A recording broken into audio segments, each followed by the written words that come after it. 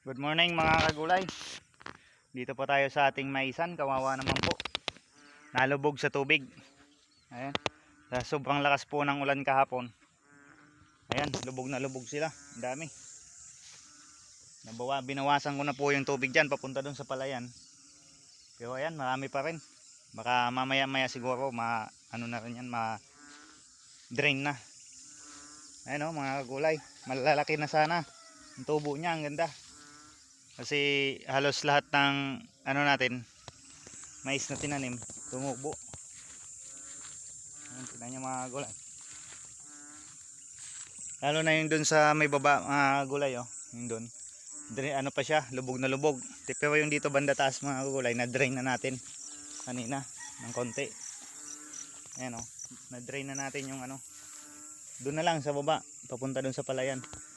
Yun yung lubog pa. Ayan ang mga gulay. Dito drain na, konti na lang.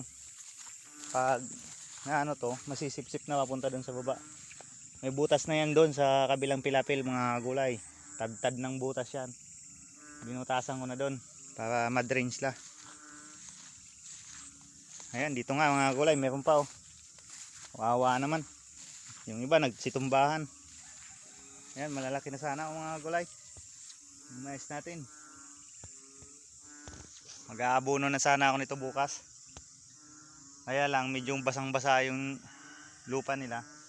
Kaya made-delay tayo ng ilang araw. Sana uminit para makapag tayo abono. Kasi pag ganyan, masyadong tadami yung nitrogen nila. Kasi maglalagay tayo ng urea. Masyadong malamig. Baka manilaw sila. So yun lang mga kagulay. Pinakita ko lang sa inyo na nadlubog yung maisa natin sa tubig. Maraming salamat.